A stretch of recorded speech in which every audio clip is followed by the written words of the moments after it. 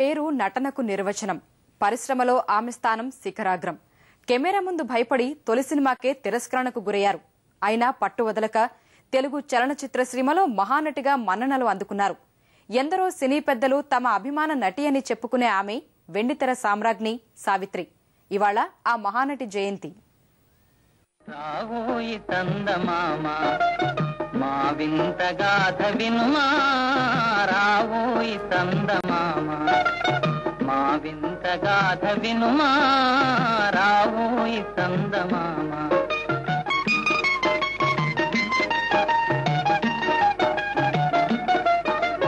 రావోయి చందమామ, మా వింత గాథ వినుమా రావోయి చందమామ, మా వింత గాథ వినుమా రావోయి చందమామ.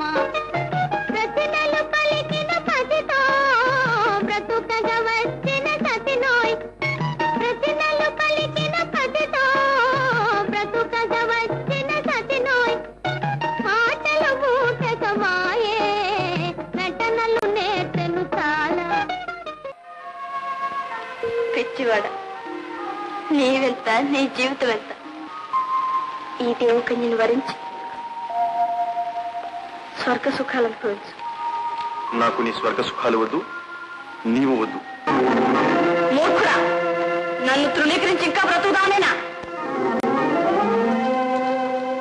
ఇదిగో నీకు చివరి మాట చెప్తున్నాను.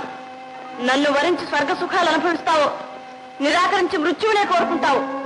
కోరుకో. దేవకన్య అనుగ్రహమో ఆగ్రహమో.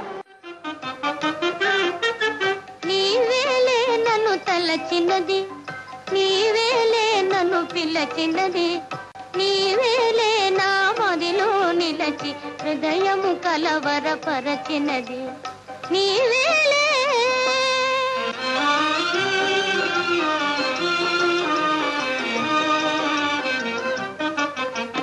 కన్నుల వెన్నెల కాయించి నా మనసున మల్లెలు పూయించి, కనులను మనసును కరగించి మై మరపించి నన్నలరించి, నీవేలే నన్ను తలచినది.